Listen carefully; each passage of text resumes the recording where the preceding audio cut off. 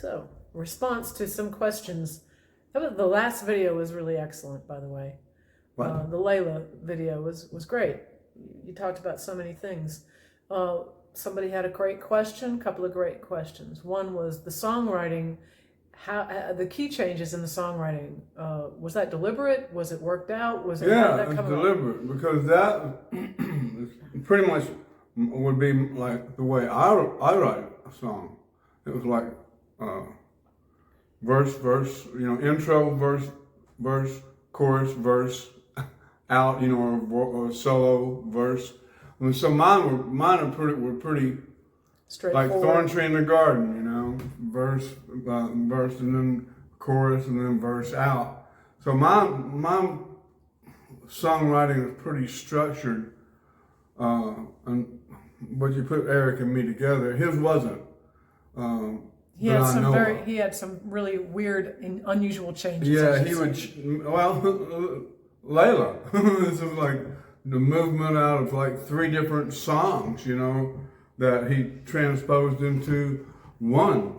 Well, that was something that he typically did at the time, wasn't that right? Yeah, absolutely.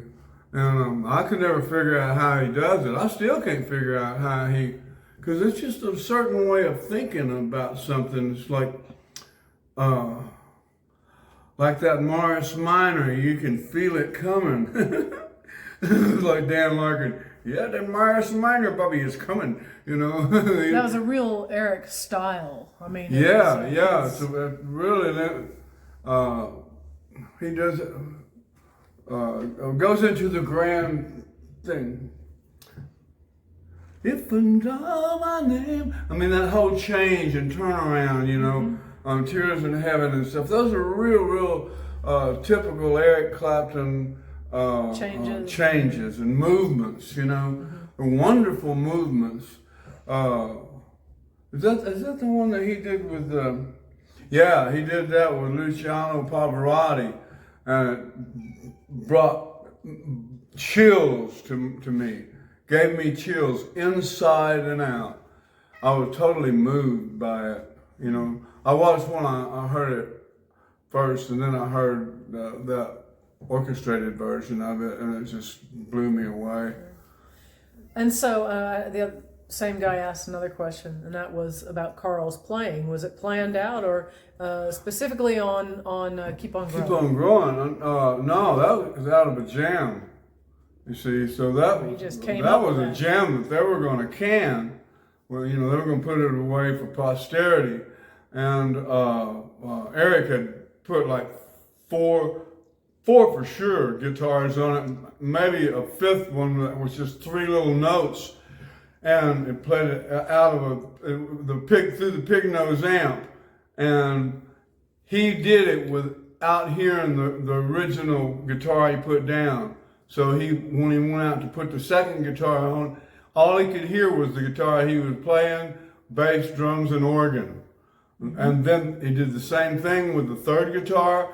And so he's playing these different parts, and everybody's kind of looking like, what's this, And I was standing in the doorway of the control room and then the studio, and I just stopped, and I could hear right there, I could hear it going down, and he was onto something. He could hear all of the finished work, and he did another one that was the same thing, the sparse licks here and there. And then he came in and said, let's listen to all of that.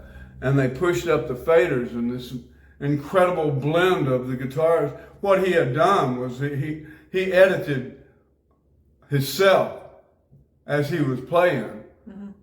So, I mean, nobody had to duck any guitars out. Everything just went and fit. Well, he's pretty experienced at playing with himself, so. Yeah. And they were going to can it and just hold it, I said, no, man, that's too good. I said, just give me 20 minutes with it. Just take a break and let me have 20 minutes with it. And I went out into the foyer of Criteria and sit down on the floor with a yellow notepad and a pencil, and it just fell out of me. I couldn't even write it quick enough. Right. All the lyrics and the melody just came to me.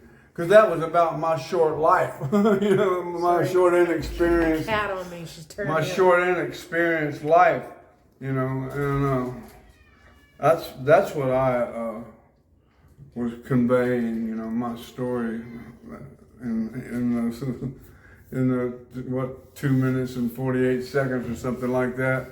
Right.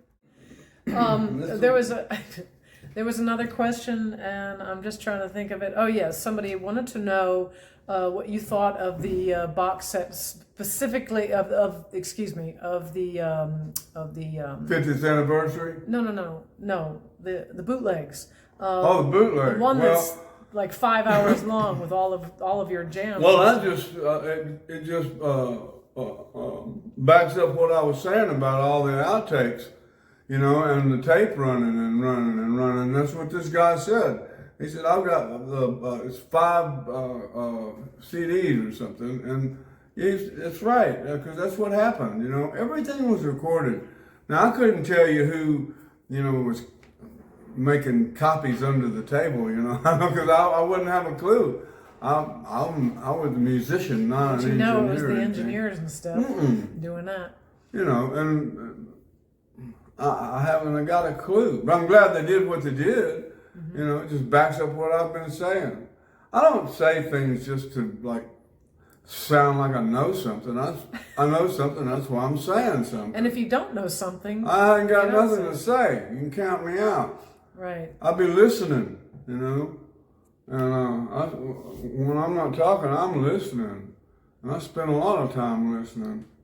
Hopefully soon here, since you've got the music room kind of set up, we had a guest, but music room is set up, maybe we can crank up that B3 and... Yeah, I just got to do a little soldering on the switch up there, and... I've got my soldering iron. Yeah, and other than that... That's like the first thing I learned in England was how to solder your own cords. Yeah, and just that one little wire's got to be done, and we're rocking and rolling. It's the best sounding B3 I ever had in my life. It was my first. It's one I learned to play on. It's a 1966, and I learned to play organ on that very organ. And watch out! A bunch Here of people comes. have played that thing. Here she comes again. She's got one tooth, a long tooth missing. Yeah, her you fang. know, and the other one is probably in something's head. I would imagine she's a feral cat. You gotta be careful with a feral cat. Well, she just stuck her claws right into me. Come back and smack me. Get away from my leg. Anyway, there's some other really great questions, but we sort of do a few at a time, and somebody's complaining because we had too many videos out all at once. Oh, you know. I was wondering why we hadn't watched any Rachel Maxey lately, you know? Because we've been busy doing this thing. See, I'm not up on everything. So I asked Coco. Oh, she's going to love that. I said, do we have, is ours like Rachel Maxey's thing? She said, yeah, we're on, but we're on all the time. Oh, that's because I got something I can answer some questions, and I'm not going to be, I ain't no spring chicken. I ain't going to be around here forever. So I'd like to. Well, that's one of the reasons that we're doing this. Yeah. When I check out of here, I want to make sure that I've left my mark is clear. Your side is cleared up. Yeah, it's clear, My conscience is good, so I haven't got to deal with that, But I want all of this information, about these great albums that I was on and the great songs I was a part of. I'm not claiming, ownership of every song I've ever written, because most of them have been written with someone else, like Eric Clapton or Roger Cook or John Prine or Coco, so that's just how that is, But I really want, this is important information, and a lot of people, I don't know why. If I'd on All Things Must Pass, if I'd have only played on one song, that would have carried me through my whole life. turns out I was on pretty much every one of them except a couple, you know. Right. And singing background and playing hanging bells and just anything I wanted to do. Pump organ, you know, Hammond B3, or the Hammond, they didn't have a B3 there. They had a... well, some people are just trying to make up something, I guess, to sound good. Yeah. But there are people that do that. Anybody can put a dang book out. Lots of people do. Oh yeah, somebody's putting a book out about the recording of the All Things Must Pass and the Layla album, and my phone hadn't rang, or neither has Eric's. They didn't ask either one of us, and we're about the only two people alive that was on pretty much every song, you know. I was at every session, and even the ones that I didn't. There were two that I didn't play on. You know? The key was that you were at Eric's when he called Eric and asked if you could put together a band for the record. Yeah, to be his core band to record. These people are trying to say that Eric had said that you were only together 2 weeks or something ridiculous. That's bullshit. and that you that you weren't actually at every session. Oh, they don't know.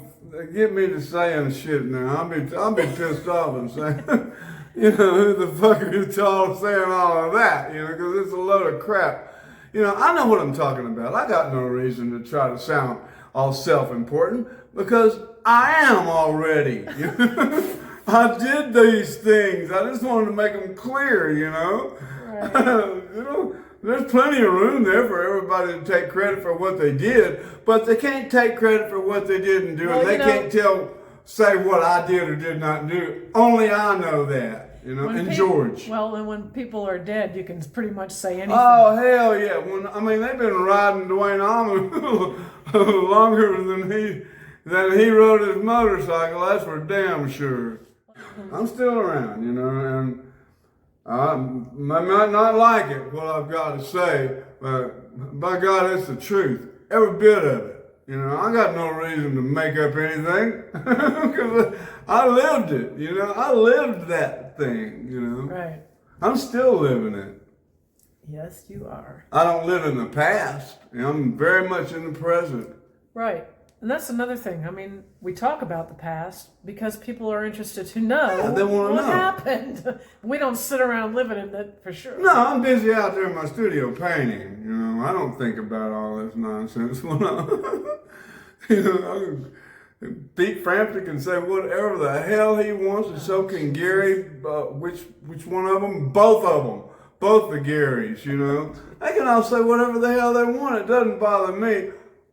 Do know that, you know, I'm saying it's absolutely transparent and clear. It's absolute truth, you know. That's just all I know.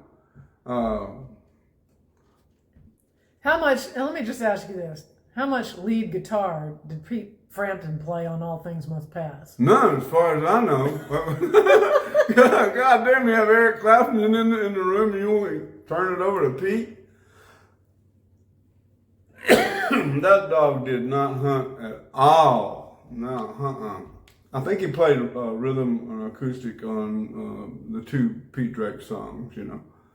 But I remember when him and his manager showed up, and we're busy playing rock and roll, and here they come, you know, running upstairs. And George, after they left, George said, "Well, his manager wanted me to get him on this record, you know." Oh yeah. And so. That's all. You know, so he had him on playing on the two Pete Drake's. Everybody wanted to play on that record. Well, don't you know? You know, but we were the core band. Right. Jim Gordon, Carl Radel, Eric Clapton, and me. That was the core band, for sure. Yep.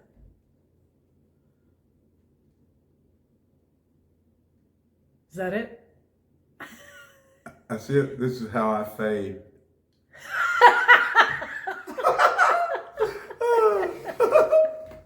This is me fading away.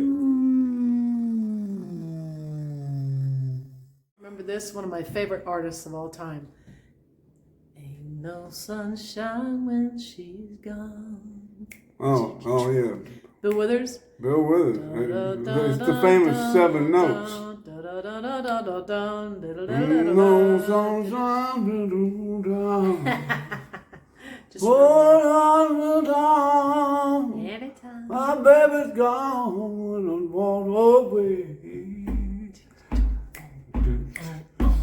Ain't no sunshine to dry down. Yeah, he's funky. Man, his drummer. Yeah. Woo.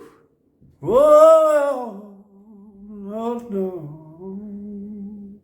This floor sounds good too, don't it? Oh.